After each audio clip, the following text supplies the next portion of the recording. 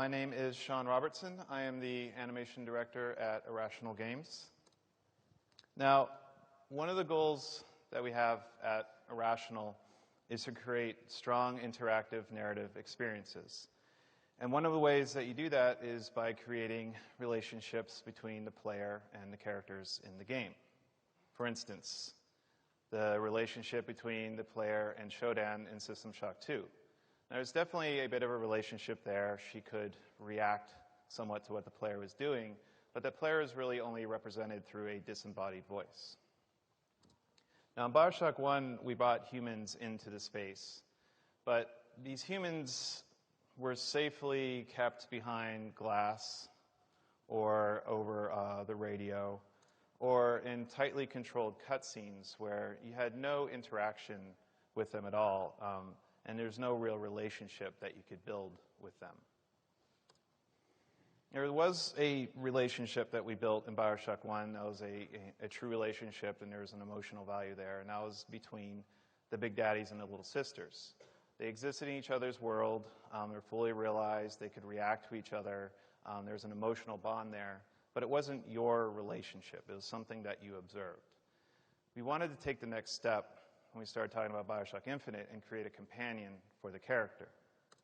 Now, in the past, we'd had some experience with companion characters, the officers in SWAT 4. These guys are really robust, and you could talk to any programmer who worked on this game just how difficult it is to get an AI to properly walk through the door like a normal human. But they didn't have any emotion. They're just really extra guns for the player. And in BioShock, the little sisters were companions to the big daddy. And it was a robust relationship, but again, it wasn't your relationship. You didn't participate in it. So the goal for BioShock Infinite's companion was to bring the story fully into the player's space. We wanted her to share that journey and share the narrative with the player. We wanted to have that robust design, again, going through a door properly without just bumping into things. And most importantly at all, we wanted that relationship that the player could emotionally buy into. So today I'm going to talk about how we arrived at the Elizabeth that shipped in the box. I'm going to focus a little bit on animation. I am the animation director after all. But I hope to show that Elizabeth couldn't have been possible without the combination of not only systems, but combination of disciplines, multiple people coming together and working closely together to breathe that illusion of life into her. So where do you begin? How do you create a character that's going to forward the narrative of the story, respond properly to player movement and actions, and elicit an emotional response? So before we figured out anything, before we figured out personality, before we figured out appearance, before we even talked about technical constraints, the first question that we asked, believe it or not, was, can she talk? This seems like a simple question. It seems like a cool idea on paper, and certainly in the animation department, we were excited about the possibilities that a mute character would provide for the player. I mean, it's great animation opportunities to get somebody who can't talk to communicate with you. But just because it looks good on paper doesn't mean it's actually going to work. What is the player experience? And this is something I hope to return to throughout this presentation. Like, you have to see your ideas through the player's eyes. So let's figure that out. Let's figure out how it affects the player.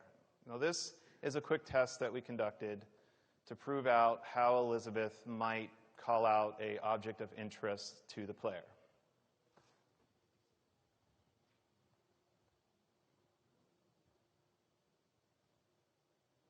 There should be audio here, but I'm not hearing it, so.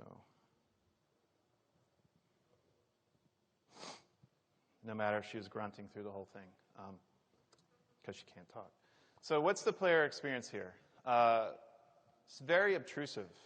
She's forcing the player to look. She's hijacking my entire experience to show me this object. What if I'm in combat? What if I am looting? What if I just want to explore the world? This is a relationship for sure because there's interactions there, but it's not the relationship that we want to build. We want you to actually enjoy being around her, not being annoyed every time she needs to communicate to you. So yes, she has to talk. At the time, we were not confident in our ability to create a talking character, which is why we went so far down the route of creating a character that couldn't talk. But this test showed us that either we're going to cut Elizabeth, which was not an option, or we have to move forward with a speaking Elizabeth because the player experience demands it. Now, another thing that we were working on at the time was the problem of facial animation. In BioShock 1, we didn't have a lot of opportunity for this. So it was a bit of a new problem for us. Mute Elizabeth was bad enough. We'd still have to represent her emotion at all times in the game. But the talking Elizabeth definitely leveled up that problem. So we needed a way to deal with the quantity of animation that was coming in, but we also needed a way to deal with the quality and maintain that illusion of life. So we've been playing around with some facial capture technology at the time, and we decided the best way to figure out if we're going to do performance capture or if we're going to do hand-keyed facial animation was to do a side-by-side comparison. So we needed to do an animation test. We wrote a small emotionally charged scene. We hired an actress. We went out to a motion capture studio on Long Island, and we did a full performance capture of the scene. You're going to see the full performance capture on the right-hand side of the screen. We then took all the animation on her face and deleted it completely and just redid the animation hand-keyed back in the studio, and you're going to see that on the left-hand side of the screen. So this is the result.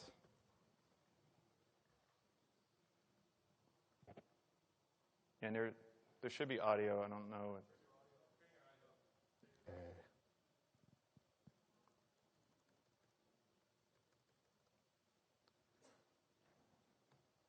Yeah, it's up. It's not. Well, it'll be a quiet presentation. You're just missing bombastic music here. Again, no talking.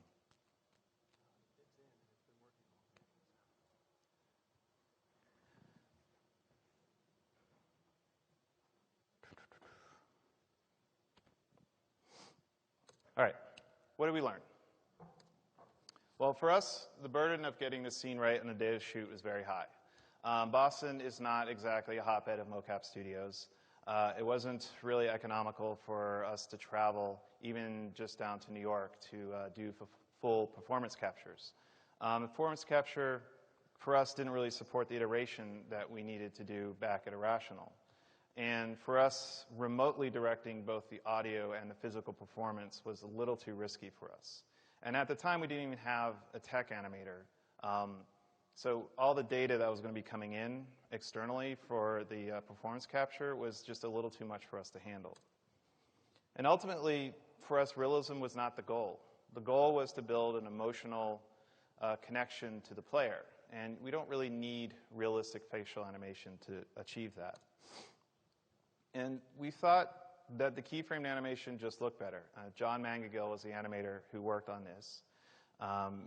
He was there in the office. We could sit down and we could review the scenes daily. We could iterate when we needed to. We didn't need to bring an actress in. We didn't need to get a MOCAP studio. It was right there for us. So the exaggeration and the iteration for us really showed us that we wanted to move forward with keyframed animation. But this was definitely time-consuming, right? I mean, you're going to now hand-key the entire experience of Elizabeth throughout BioShock Infinite. So we needed to set rules so that we weren't going to get mired down in all of this animation. One of the rules, for instance, was a close-up rule for animating Elizabeth and Max. So if she's going to be closer on screen than the top of her head to the tip of her torso, then we were going to animate that completely in Max to the highest fidelity that we could.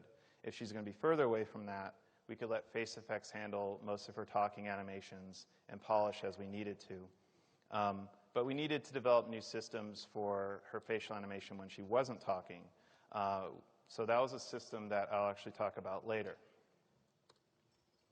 So now you've probably realized that the examples that I've shown you look nothing like the Elizabeth that we shipped with. While we were conducting these experiments, the concept team was hard at work developing what Elizabeth might look like.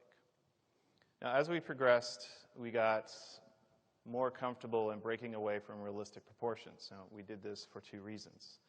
One, we're a first-person shooter. We never break out of the player's POV. Elizabeth is seen mostly at a distance, believe it or not. You know, some cutscenes she's in really close. But if you take into account the camera FOV, as Elizabeth gets further away from the camera, the pixels representing her face get pretty small. So having exaggerated proportions on her face really can help sell her emotion from across the room. The second main reason for this was the uncanny valley. We are not the studio that's going to leap across the uncanny valley and create this hyper-realistic character that everybody's going to fall in love with. We knew what our limitations were here. For us, realism, again, was not the goal. The emotional connection was the goal. So by staying on the stylization side of the uncanny valley, we gave ourselves a small advantage. So we ended up with a character that we'd hope would play to the person sitting in the last row, so to speak. Knowing your limitations is important here. Right? By staying out of the uncanny valley, we were less worried about the visually realistic AI and more focused on the emotionally believable AI. Sorry. Do you want me to pop out to my desktop real quick? And, make sure that you're plugged into the proper jack up there for your audio with that of the DI. Is your DI the black cable that's over here? yeah, it's plugged into the headphone jack. Okay. Sorry, guys.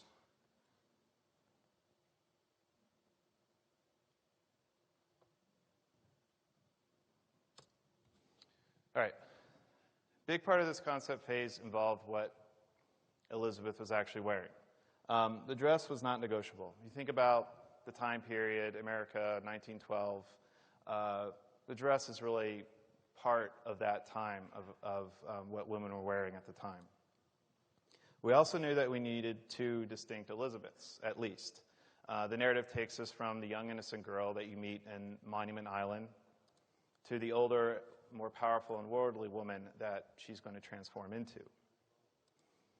Now, every version of Elizabeth shares the same rig. We don't want to do multiple animations on a character this complicated for the same type of movement sets. And for you animators out there, we're in 3D Studio Max using the CAP plugin here. The dress bones can't penetrate Liz's skeleton, so the animators had to create this like stiff cone around her legs when they did the animation.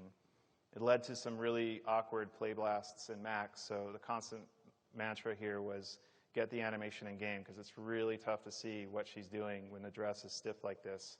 We have to see that physical solution of the animation in game.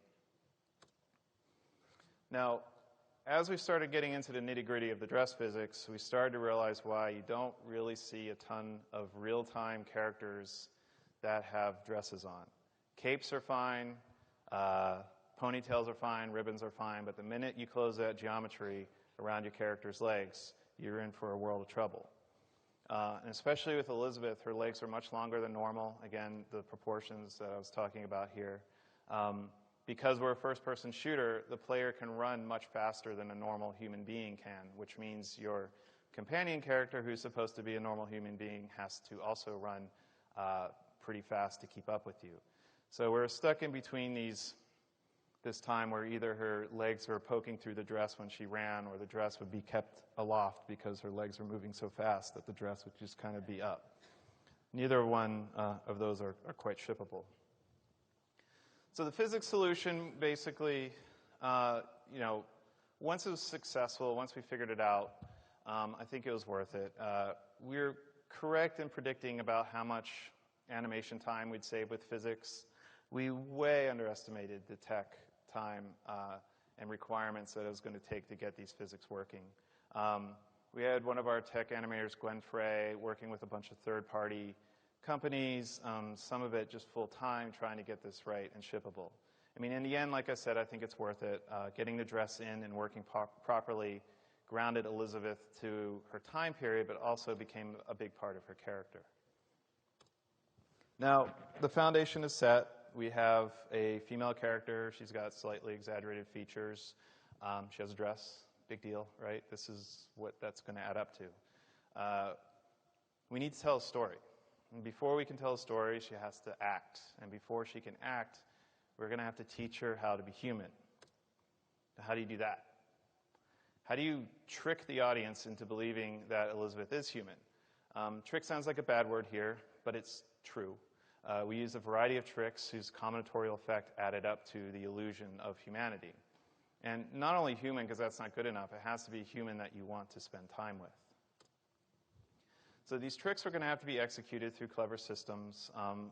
We had early success with scripted moments. Scripted moments basically where you hard code her humanity into custom animations. And fully custom animation can be really high fidelity, but it's going to be really low interactivity. It's basically thinking about a cutscene, right? And we had early failures with systemic moments. Fully systemic moments are fairly low in fidelity, but they're very high in interactivity, meaning she can react to whatever the player is doing in that instant. These fully systemic moments just happen to make up most of the game, so we need to figure that out. She needs to have that systemic humanity software running. So first off, what are the rules to being human? Movies take this for granted. Even the worst actress in the world, you will assume that she can walk onto a movie set and not trip on, she'll basic collision avoidance as she's walking across the set. Obeying these rules is either going to make or break the illusion of life. And it sounds like the boring stuff, but without this foundation, human isn't possible. And if the player is not experiencing Elizabeth as human, then we've failed. We need to, at the very least, get that person that can walk across the room. And in the movies, the illusion of life often refers to animation or how well an animation is done. But the best animation in the world isn't going to react to what the player is doing. So in an interactive setting, the illusion of life depends on the AI's reactions to the player, to other AIs. You can't have that relationship without interactivity. We need a small system that can combine together and create that illusion of life through these systems. So the illusion of humanity is pretty fragile. Think about the way you navigate through a level, and in this case, bad animation and bad pathfinding can really kill that illusion. The way somebody decides to stand next to you and look at you can really either creep you out or, it's not really somebody I want to spend time with. Even if she's standing there completely normal, but she's standing next to something so bizarre you want her to comment on it, can also take you out of the simulation. Even the way she chooses to deliver a line. It'd be nice to have audio on that one. Even if everything is working perfectly, but she's blinking, her blink rate is screwed up, your illusion is breaking quickly. So you realize that you get into these situations fairly quickly. Now, there's too many rules out there to script. There's too many to even know. Somebody doesn't even know there is a rule until you break it, right? And all humans are experts on being human, and assuming our audience is made up of humans, you're going to see these breakages right away. And because there are too many rules to list, we know that we can't script everything. We need to create these systems. So we created an internal team at Irrational called the Liz Squad. There's some members over here right now, actually. This is a multidisciplinary group. They were given the mandate of giving Elizabeth life. They were to implement solutions. And these solutions really had to be player-facing, meaning that they only had to exist for the player. If we needed to teleport Elizabeth somewhere, as long as the player wasn't aware of that, that's a perfectly viable thing. We don't need to obey Newtonian physics to create that illusion of life. And once those solutions are figured out, evangelizing those solutions to the team. The goal being that everybody knew how to use Elizabeth in their levels, and that we were going to stay away from scripting Elizabeth whenever possible. So one of the first systems we tackled was emotion. Elizabeth just had no emotion at all at the beginning. It disconnected her from the environment, disconnected her from the player. The relationship with her is going to suffer if you can't represent emotion. Now, we created an emotion system. It's basically a library of animations and facial expressions that she could play. These emotions could be either systemically triggered. If she saw something she didn't like or saw something she did like, the appropriate emotion could be triggered on her. These emotions could also be scripted. If we needed to follow certain narrative events and we needed her to react a certain way to something, then we could certainly script that. And we also had a default emotion that was basically the catch-all. If something fell through the cracks, there was always an emotion there for her to fall back on. Now, there's rules, right? These can't really be emotions. We can never have Elizabeth so mad at you that she just says, I'm not following you, right? Because then what are you going to do with the game? So there's a limit to how real these emotions can be. And these emotions had to sit on top of her movement animations. Very limited animations. We can't interfere with locomotion. We can't interfere with story narrative. But even these small animations can build a strong emotional connection. So I'll show you an example here. Here we have Elizabeth, a little bit shiny, but she's perfectly functional. She can head track me. She's playing the proper animations when she turns to face me. She can walk along with me, but she's completely dead. There's nothing going on there. She's just a mannequin. If you compare that to this, which is, let's make her angry. Let's give her some animations to play. Let's tell her when she should glance at me. Let's give her some expressions on her face. And underlying all this, it's the same Elizabeth. She can still turn to face you. She can still walk. That locomotion system is still there. But these little animations, and it's funny coming from an animator, but I'm almost saying you kind of want to under-animate sometimes. These little animations can really add a lot to your character. And again, ultimately, it's how's the player going to experience this. So the ingredients of the emotion system included facial expressions, blinking frequency, VO, the type of VO that could play, feathered animations that affected only the arms and the head, and full body animations that would play when we knew that Elizabeth was standing still. Now, some of these emotions got specific as soon as we figured out that we could control her arms. Well, immediately we wanted her holding things. So you'll see emotions called flower or lantern, which aren't really emotions at all, but within the system or within the emotion system work perfectly well. And again, these were all things that had to sit on top of what she was doing or when she's following the player around in a level, completely systemic.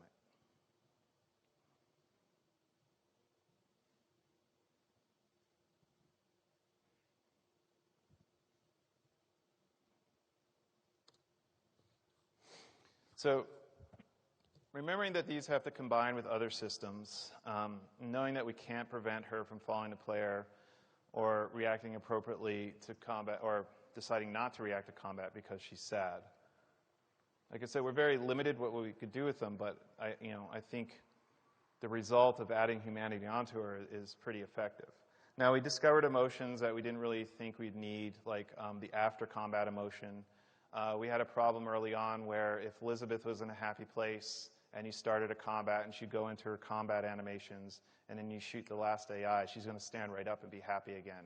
So that kind of disconnected her from the world and the situation around her. So we built this after combat emotion that was a buffer between the last AI that was shot, a set period of designer-driven time, and then when she could go back to her narrative emotion. So she's kind of like sitting there catching her breath a little bit before she decided to be happy again.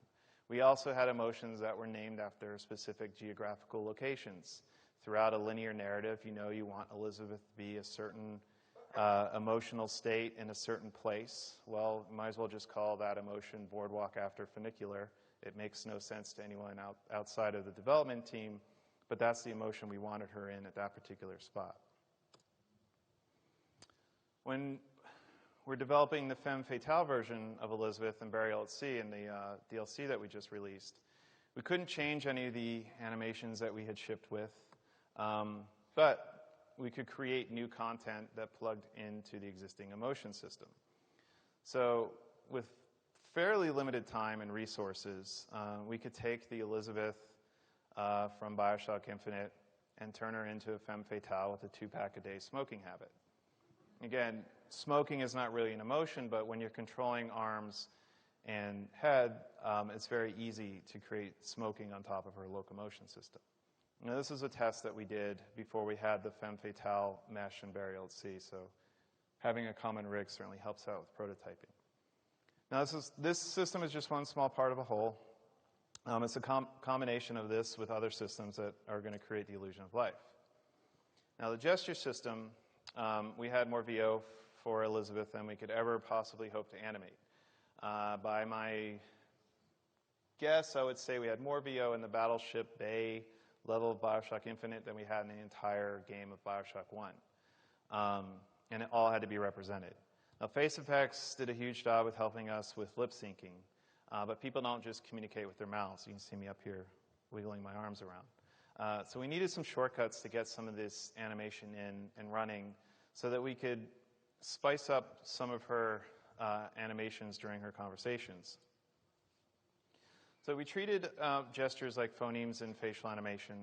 We could tag moments in VO to use a specific gesture. So when you say, I don't know, shrug your shoulders, and we could time that so the shrug came at the proper time.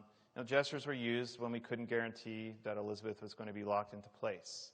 And she'll bail on these if she needs to run somewhere or move with the player. So again, they're completely systemic in that the player's not locked into place, nor is Elizabeth during these.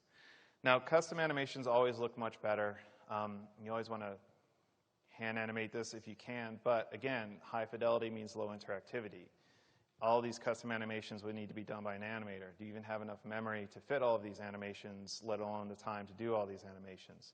So the gestures provided a quick way for us to get a little bit of life back into Elizabeth during the course of all the VO that she's going to say throughout the game.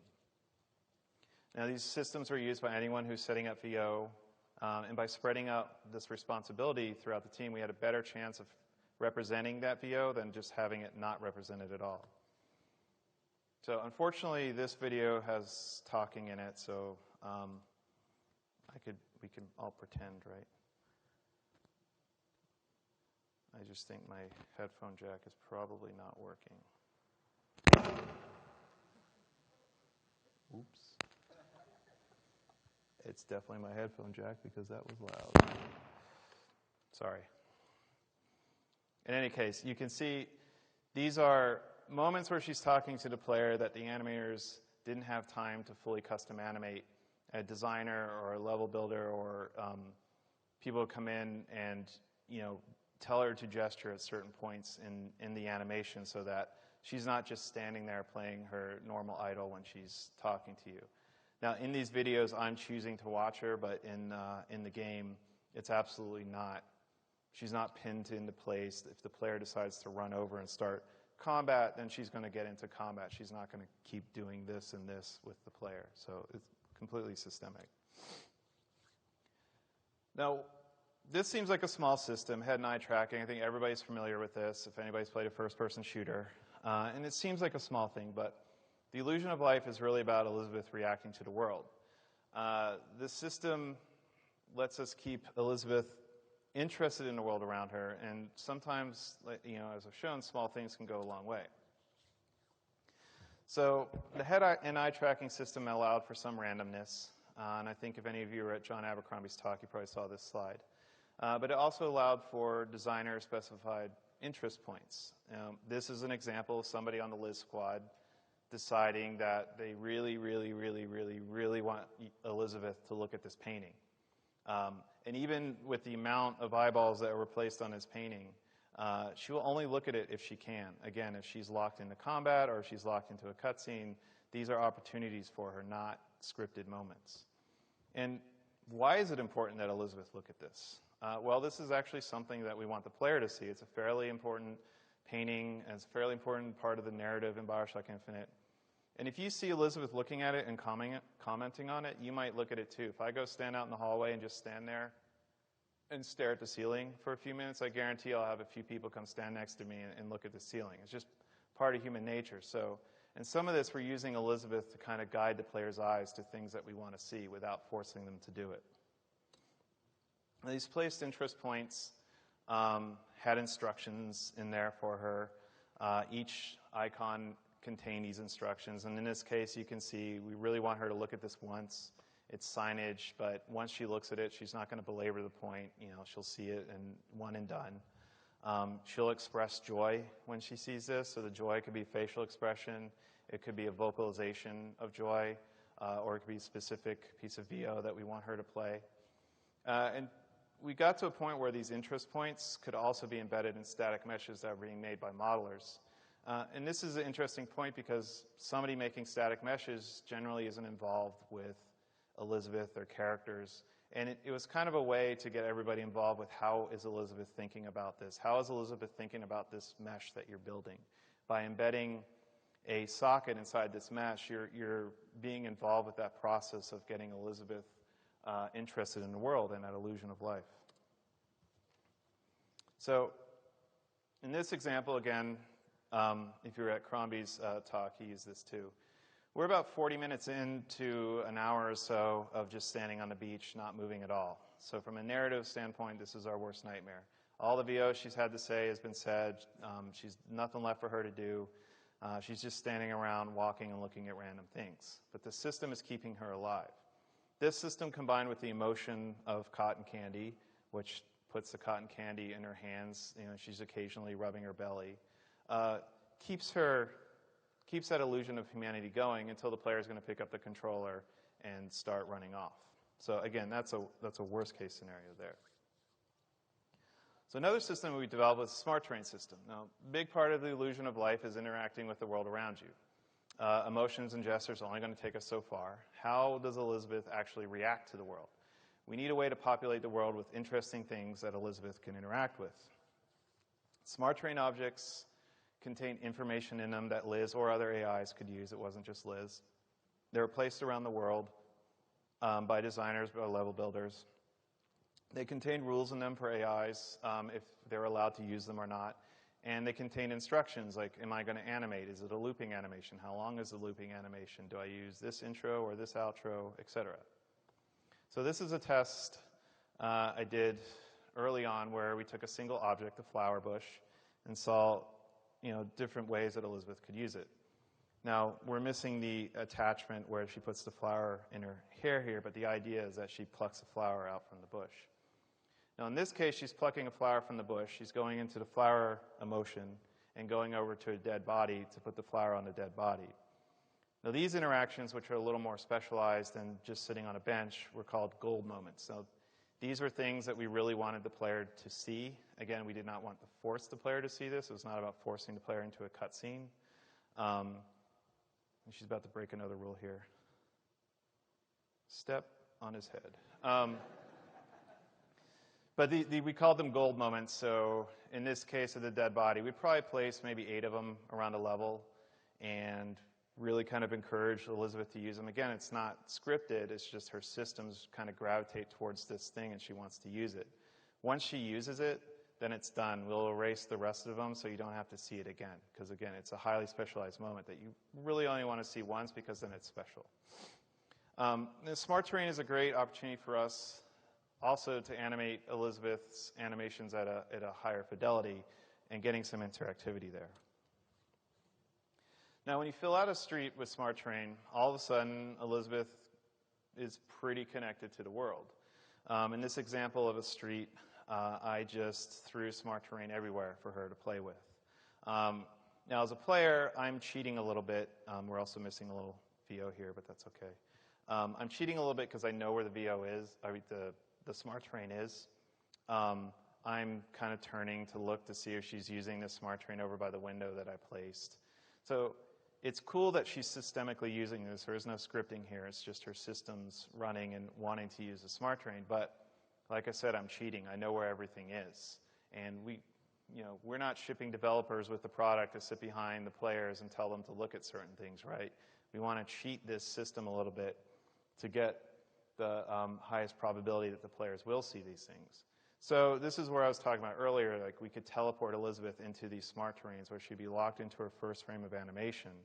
And if the player turned and saw her, she would just continue the animation as she just started. If the player never turned and saw her, she could teleport out or into another Smart Terrain. Now, in this particular case, I really think she's moving over to the railing because I put Smart Terrain here, and I'm a little bit surprised she's not here. And I turned just in time to see her kick this guy in the nuts. His hat falls off. He sits down, and she goes over to the railing. Now, it's a little sloppy, but it's amazing that for me, as a jaded developer, I can get surprised by these systems I've been working with daily. And when I sit down to shoot the video that I've run through this thing a million times, all of a sudden it's different because that AI happened to be next to her when I filmed this. So if the systems are working, that's great. It means that we're getting closer to that illusion of life. The Smart Terrain is almost too easy to place.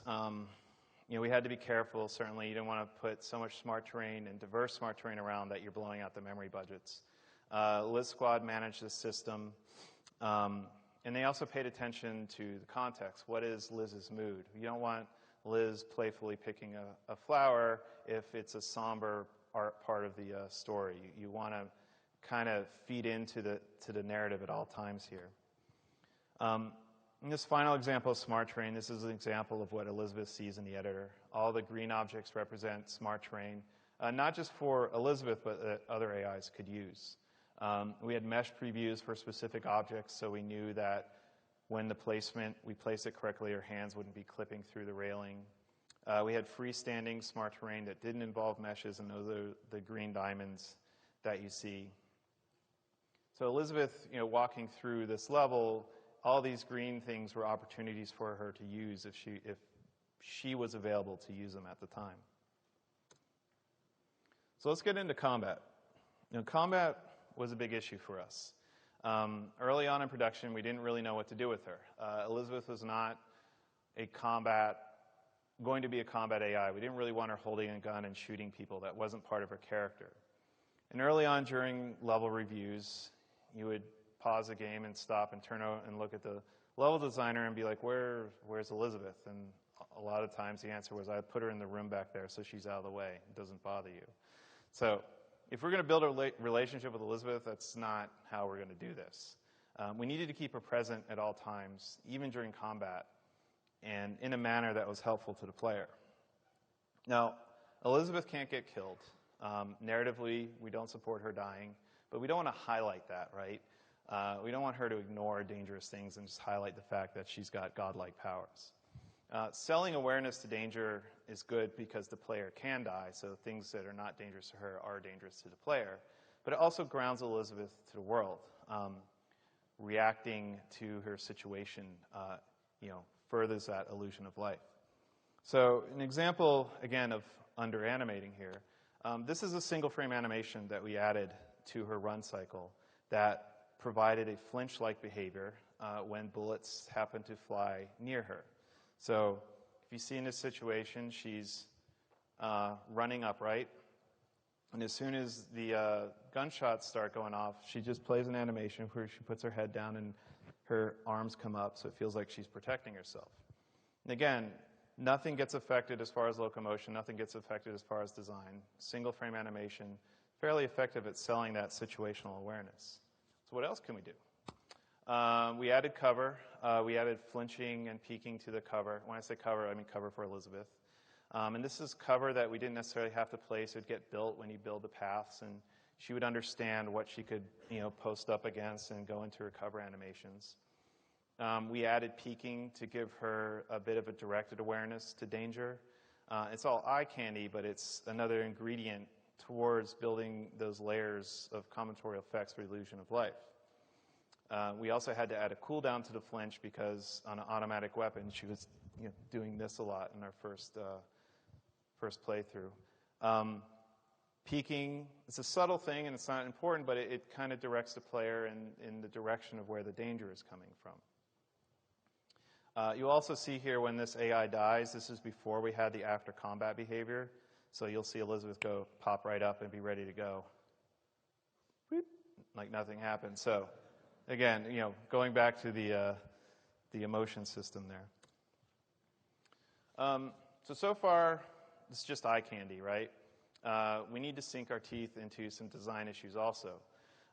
So this is an early test that we did with Elizabeth in combat, and I think it's a good example of getting everything wrong. So you can tell by the title, this is one of our first attempts at book or catch.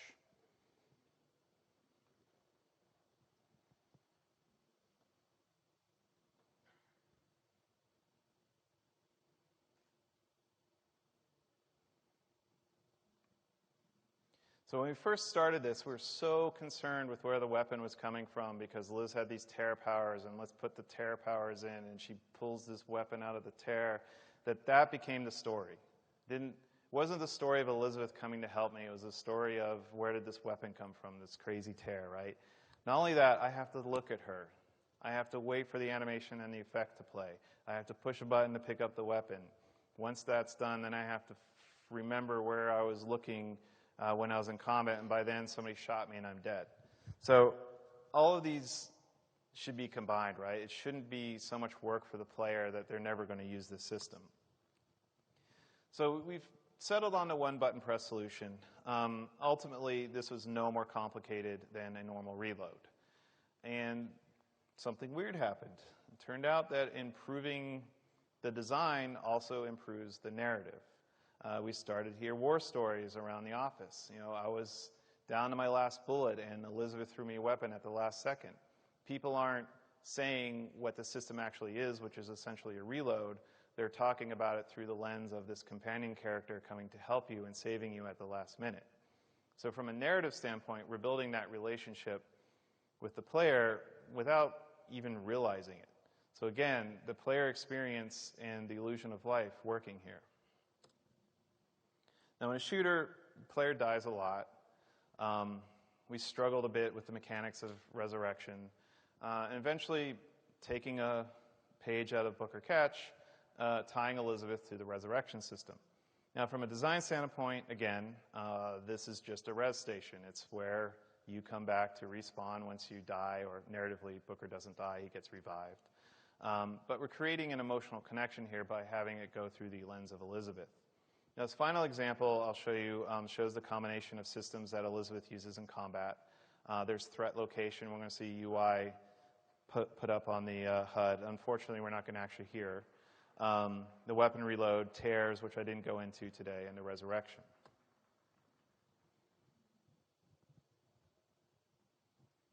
So Elizabeth is shouting to me now that there's a flat cannon, and now I see a HUD element up on there showing me where the dangerous guy is.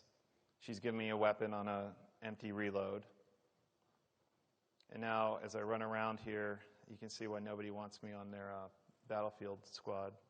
I'm trying to get killed, I promise.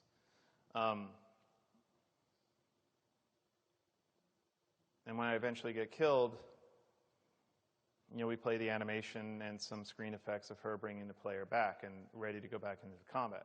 So this sequence, which is fairly common first-person shooter sequence, right? There's a reload, there's shooting, there's dying and resurrection. We're doing this all through the lens of Elizabeth and her, you know, her being there with you. So that narrative and that relationship is building between you two because we're attaching her to these systems. So I'll talk a little about process here. Out of our systemic behavior, outside of systemic behaviors, we still need to build cutscenes. For this final section, I'll talk a little about that process. Unfortunately, this is where probably want audio, but we're not going to hear it. She was our most ambitious character yet. By the time we started production on Infinite, we only had 4 animators on staff at the time. We needed to be as efficient as possible, and quick iteration for us was definitely key. We needed to have time to make mistakes, and we needed time to polish. We went with pre-recorded VO, partially due to the fact that we weren't doing performance capture. But pre-recorded VO really allowed us to do tightly controlled editing of VO and conversations. Now, Ken Levine directs most of the VO sessions. He gets great performances from the actors. Those performances are then taken back to Irrational and edited into a tightly controlled conversation. Takes are mixed and matched to the best possible result. And really, as animators, we're left with top-notch acting that's ours to mess up. No pressure. In this example, this is a video that was shot for the animators for facial reference. So this is the beach scene where Booker finds Elizabeth dancing on the boardwalk. These videos were constructed explicitly for the animators because, again, we weren't doing facial capture. We were doing hand-keyed. The screen is going to be black during Troy Baker's lines, which, again, we won't hear because we weren't doing animation on Booker. And you'll see Courtney Draper go through multiple clothing changes and lighting changes because the takes that we're selecting from her are happening on different days and possibly, I think it's the same studio, but some of them were actually from different studios. So black is when Booker's talking. Actually, without the audio, you probably see the cuts much clearer. So rarely did we take single takes. We really dug down deep into the VO and really figured out like what was the best possible take for this VO and just, you know, mixed them all together. So we use MOCAP on the set We used the VO on the set to MOCAP too. Heather Gordon was the actress that played Elizabeth in the MOCAP studio, and she did a fantastic job. I wish I had time to show you her audition reel, but it's really, for me, more theater than movie that I was looking for, and she really knew how to express herself to the person in the last row. And I could direct these scenes remotely, partially because a lot of the scenes were Elizabeth and Booker was not represented by a human, a camera, right? So I could really just concentrate on her physical performance. I didn't have to deal with multiple people on set at a time. So direct, I'm in Boston, she's in San Francisco. That worked out because I could really focus on the physical performance, and I could do multiple different iterations of that physical performance. And the motion capture gave us a baseline to work with. When you grow to numerous animators, both on-site and off, you want that common baseline. So here's Heather acting along to the beach VO we just heard. You're going to see Steve Park, the motion capture coordinator at 2K Nevada, standing in for Booker. So she's dancing along to the music, and then we kick into the VO.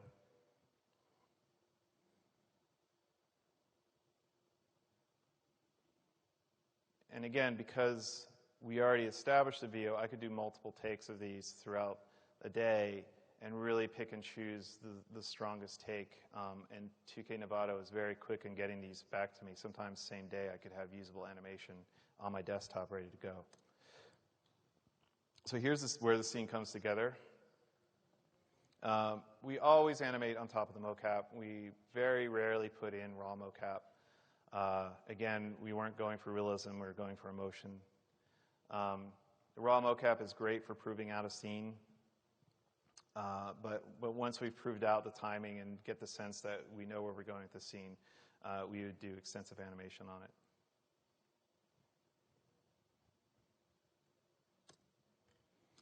So, we'll sum this up. What did we learn throughout the development of Elizabeth and BioShock Infinite? Pre-production is a great place to have fun, but you can't get stuck here. You have to commit to something, and it means making tough decisions. And it doesn't seem like it now, but making the decision to make Liz a talking character was hugely controversial around the office at the time. And the reason that we made the decision that Elizabeth had to talk leads me to my second point, which is show it to me in engine. How is the player going to perceive this great idea that you have? Is it fun? Does it elicit the reactions that you want? I can point at the Booker catch example also. The player experience is everything. Failing is good, but if you're going to fail, fail quickly. Zach touched on this a little on his. You want to learn from the mistakes that you've made. And if you can fail, fail from the player's point of view if you have the opportunity to, because you'll learn something from that. Now, as far as Liz's humanity go and the systems that we put together, I think we were all surprised by the little things that we could do to make Elizabeth feel more human. And these systems combined together with powerful results. And each one of these systems taken on their own weren't necessarily that difficult to, I say that not being a programmer, hi guys, not that difficult to create, but the way that they combined together provided us a really robust illusion of humanity. And that leads me to trust the player. When you're not doing a cutscene, you have to let go of the player and trust that they're going to want to be involved in your narrative and not just, shoot at Elizabeth or throw things at her head. You're going to get a much stronger emotional connection when the systems define the relationship, because it's going to be reactive to the player and it's going to be personal to the player. And narrative opportunities are everywhere. Reinforce your character at every chance. Even boring game systems can be used to reinforce a relationship. Resurrection, reloading, the HUD callouts, which you actually didn't hear, but all those systems feed back through Elizabeth so that you feel like she's there next to you and helping you out.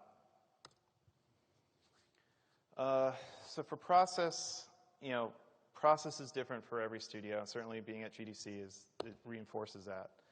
We had to find a process that worked for Irrational.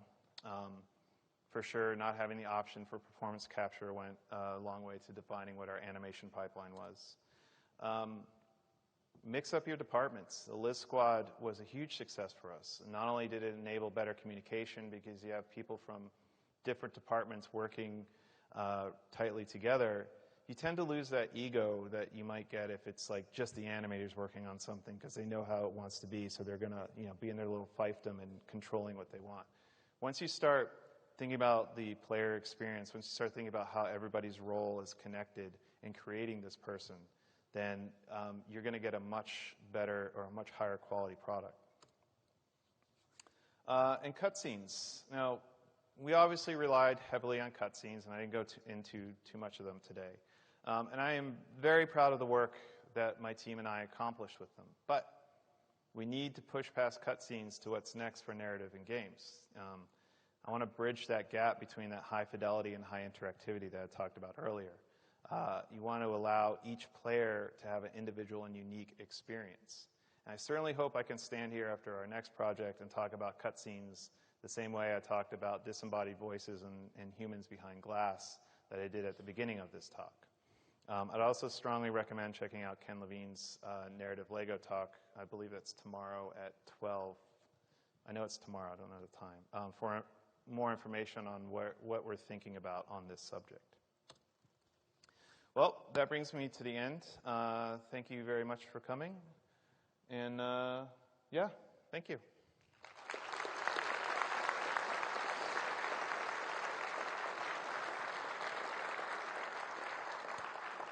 I apologize for the sound. That stunk. I'm going to throw this laptop off the top floor. If there's any questions, let me know.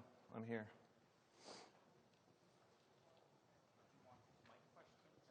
Yeah, sure, so everybody can hear you. So, I think great presentation. I think you did a great job with Elizabeth, you and Irrational as a whole.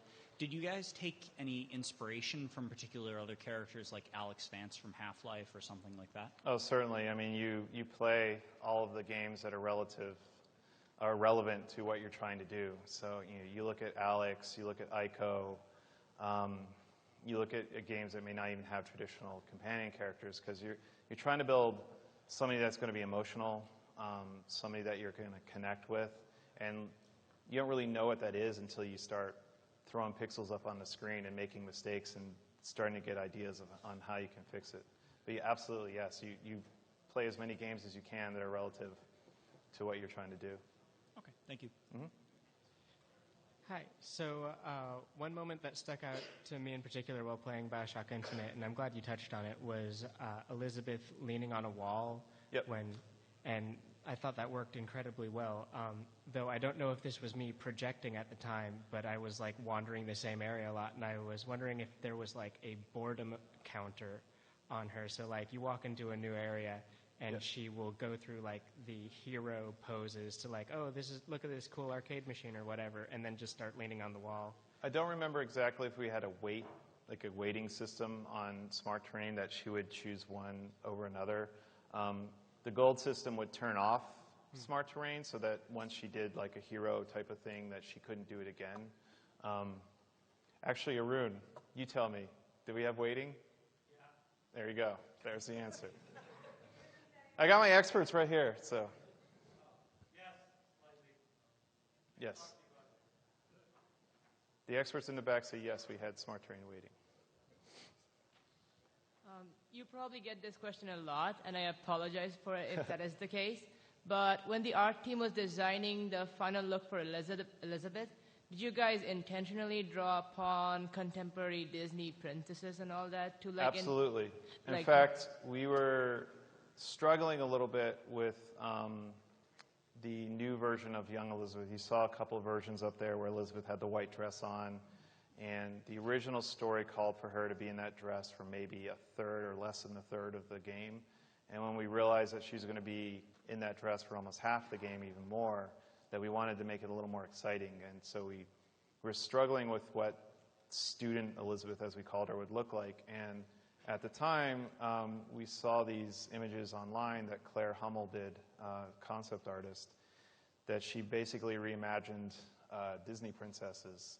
And And we called her out of the blue because it was exactly, we were struggling with it with our internal artist, and she basically nailed exactly what we're trying to do. So we called her out of the blue and basically said, hey, can you help us design the Elizabeth dress? But yes, Disney was a huge inspiration for us, for sure. Was there like any particular Disney princesses you were drawing on? No, I mean, we certainly talk about Tangled, right? I mean, this is basically a Rapunzel tale. She's stuck in a tower. We talked about Beauty and the Beast and Belle a lot, and certainly there's moments in Beauty and the Beast where, Belle is against the Beast and she's for the Beast, but then she has to, during the fight in the woods with the wolves and the horse, she has many conflicting emotions that reunite her back with the Beast. And those were moments that we talked about too, like with Elizabeth fighting her emotions with how she was going to react to Booker. So it wasn't just about the way a particular Disney princess would look. It's some of the writing and emotions and character arcs that some of these Disney stories had too. Okay, thank you. Yep. Is that it? Oh, one more. Did everyone on the team feel that it was important as you did to have this much investment in a character like this? And if not, how did you convince them so it would be? Yeah, early on, there was not a lot of investment, and that was a struggle that we had. We knew that if we were going to build a meaningful relationship between the player, we had to get the developers involved with wanting to promote that relationship, because ultimately that relationship comes from the developers. So, I mean, Liz Squad went a long way to kind of helping reinforce on the development team what Elizabeth could do for the player. We had, printed up posters and threw them around the office that kind of like, were the facts around Elizabeth and, what her personality traits were. We certainly evangelized any early successes that we had through company meetings of why we thought Elizabeth was cool. But yeah, I mean, before you can get the audience on board, you have to get your team on board. And early on, that was definitely a struggle for us. Thank you. Yep. All right, I think that's it. Well, thank you for coming, and have a good GDC.